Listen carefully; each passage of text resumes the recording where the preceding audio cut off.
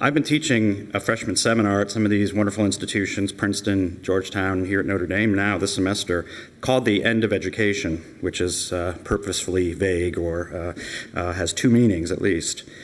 In this seminar, we study about a dozen authors ranging from Plato and Aristotle to John Dewey to Alan Bloom, all with an eye to exploring the question, what is education for? What end does it seek to achieve? What kind of human being are we trying to cultivate? Now, the aim of my course is not necessarily to give my students the answer to that question, but to make them aware of the intense debate that has gone on over a long history, the history of Western civilization itself, over the ends and purpose of education. And as I begin my first class by explaining just the other day,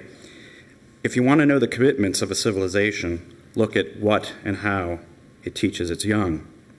If one of the main marks of a civilization is its effort to perpetuate itself over successive generations, then its deepest and its ultimate cares will be reflected in its educational commitments.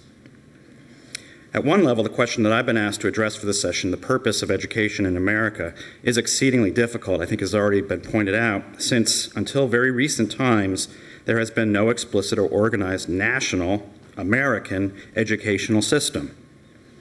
This might be a sign or an indication that in America, as a civilization, we have no commitment to our young, one that is uniquely peculiar to our nation, and that we have not had a long and strong national tradition or curriculum like that of England or Germany or Japan. Many look, and I think we've just heard, many coming out of the progressive area, look at the patchwork of local, state, variety of educational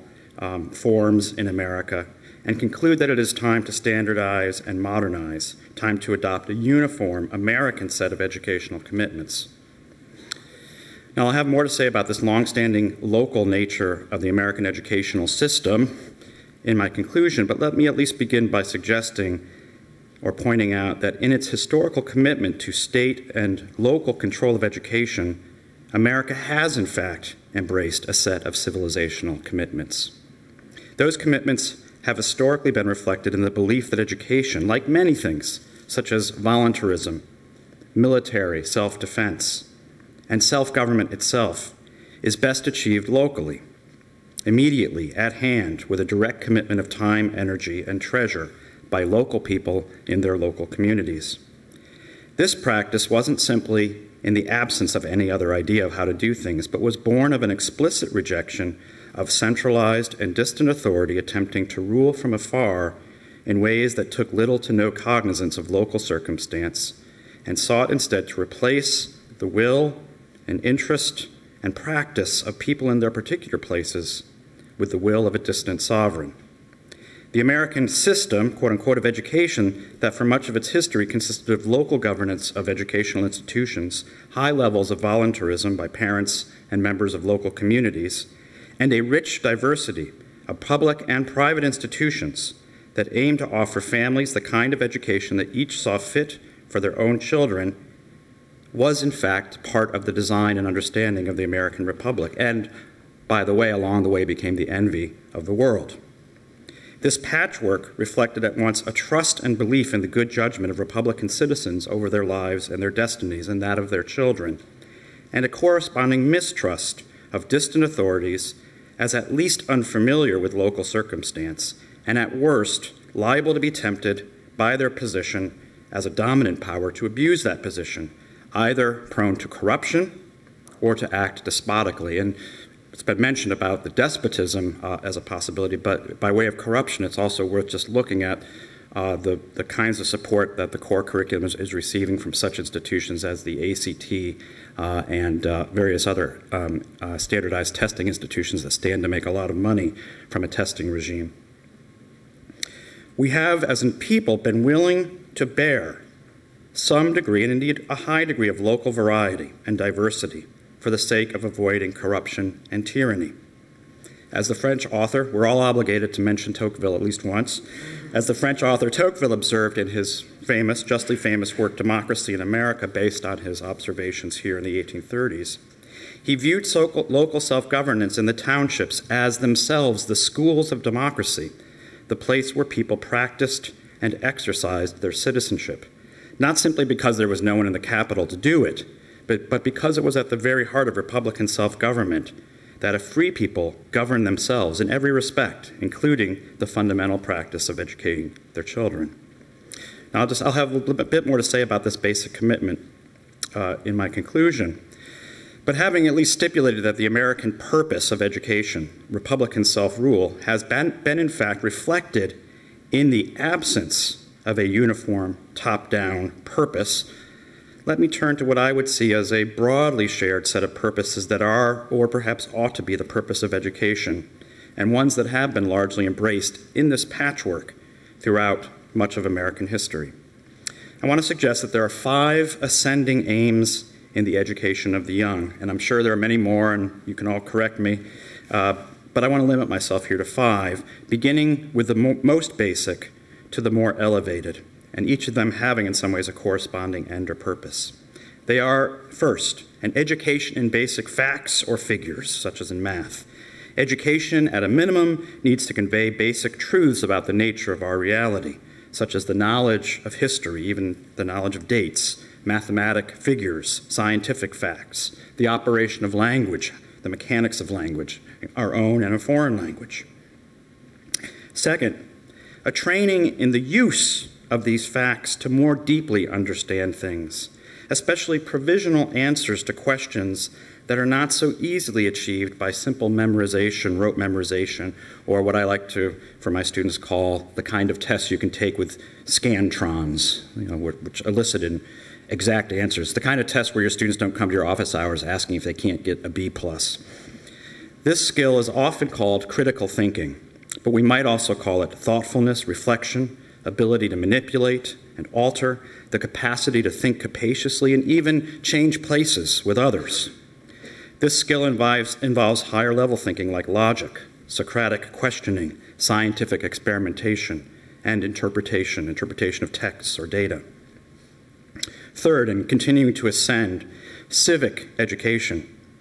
When we bring these building blocks of knowledge of basic facts and skills along with these kind of critical thinking skills in company with others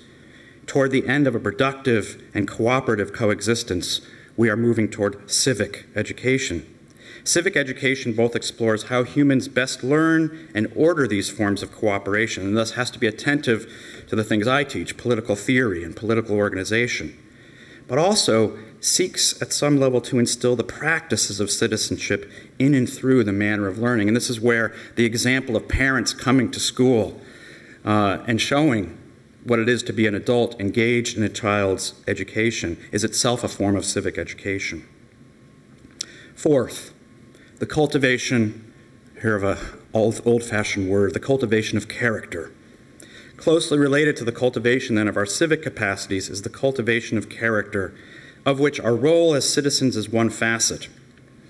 Aristotle argued that every activity aims towards some end, and that the final end, the most comprehensive end for human beings, is what he called happiness or flourishing. This flourishing of a human being, he wrote, and I quote, is an activity of the soul in conformity with excellence or virtue. While good citizenship is one form or expression of these virtues, at least in a suitably decent regime, the cultivation of character is more comprehensive than even merely civic education, touching on the entirety of the human person, both in their public, social, and private capacities. And fifth,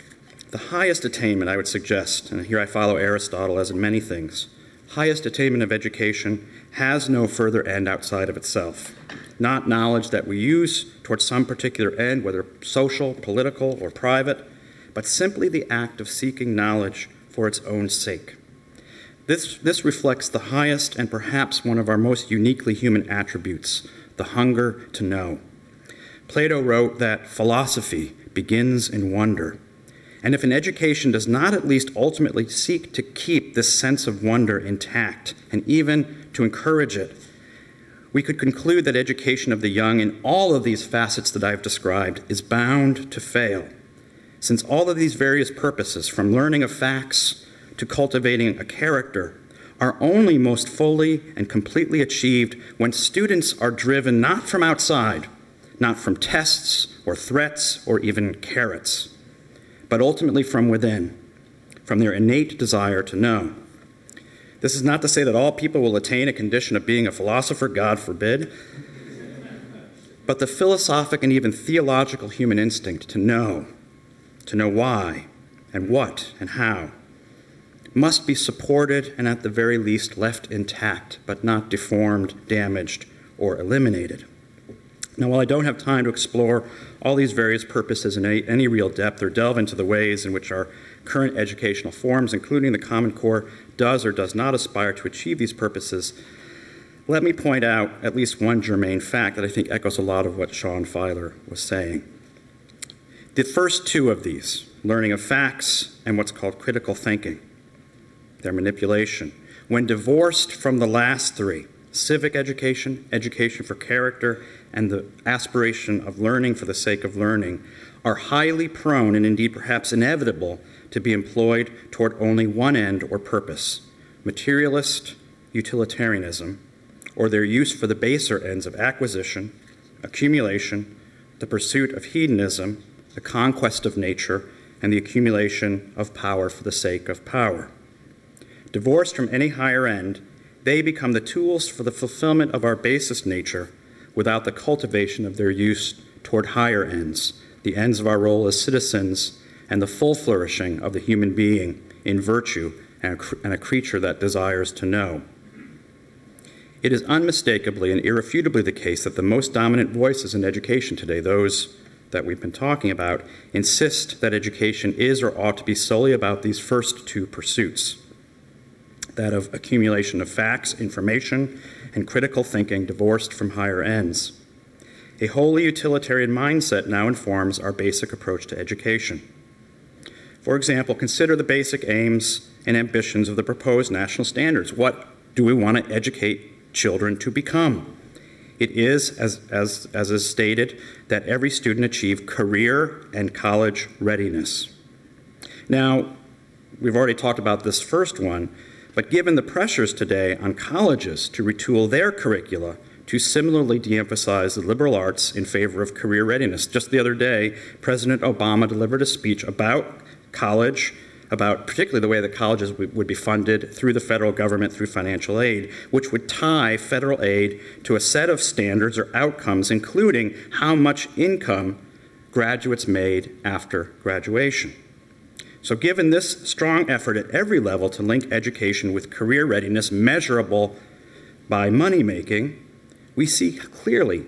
how a basic utilitarian mindset now dominates the definition and understanding of education, and how thereby it constrains, limits, and narrows the scope of education's purposes solely to the debased end of work. Liberal education, and think of the word liberal, the education of free people, was conceived originally to be the education that was appropriate to a free people, defined, in fact, explicitly as those whose horizons were not defined merely by work. Whereas today we see a panoply of national leaders seeking the wholesale redefinition of education to be linked solely to the end of labor, without regard to our lives as familial, social, political, and fully human persons. It ignores the capacious understanding of education expressed by Pope John Paul II in his Declaration Ex Corde Ecclesiae, here concerning especially Catholic institutions, but ultimately implicating all education, and I quote, that education should be consecrated without reservation to the cause of truth, the whole truth about nature, man, and God. By means of a universal humanism, he wrote, such education is dedicated to research all aspects of truth in their essential connection to the supreme truth. I think we perceive no evidence of universal humanism in increasingly nationalized standards based upon a narrowly utilitarian understanding of the human person, but only a desiccated and debased conception of what a human being is. So let me conclude. I began by suggesting that it was, in fact, in the very absence of any national standard that the strong tradition of local control of education, and that we could perceive, in fact, a pervasive national commitment to the aspiration of Republican self-rule. Because human beings in their various social and political communities are various,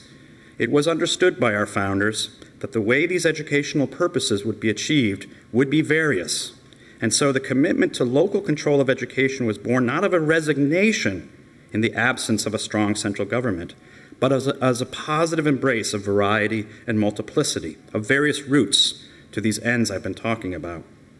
Now, because there is likely, and indeed inevitably, to be debate and disagreement in a pluralistic society such as ours over the nature of civic ends, civic education, and what is the nature of good character, it was understood that only in more local circumstances could the highest aspirations of education be pursued, even if they would be multiple and various. In our modern push to standardize and make uniform and to equalize, we necessarily must end up discarding any higher aspiration of education's end in an embrace of what can only be widely secured agreements about lower and debased ends, an education based upon the lowest common denominator. That's the only way we can agree on what it should look like. Our civilization thus shows its ultimate commitments through how it educates its young, that we think them incapable of anything higher than being workers in a deracinated, globalized economic system, but that they are not citizens or men or women. At the same time, we condemn ourselves, betraying our ancient faith in our own ability to educate and cultivate our young, handing one of our first and most basic liberties to a distant power. Contained in the very act of handing over education of our young is a self-indictment of a decaying republic, a future that was feared by our founders as one possible path America might take, since it is the one that all republics heretofore have taken, and is an inevitable path once a people have lost the taste and the art of ruling themselves. As Franklin famously replied when asked what was accomplished in the Constitutional Convention, he said, "A republic, madam, if you can keep it." While I worry much about our ability to keep our republic, the meeting here today and the pushback by the parents and educators and citizens of this country to this effort to take away one of our most basic liberties suggests that we may yet keep it. Thank you.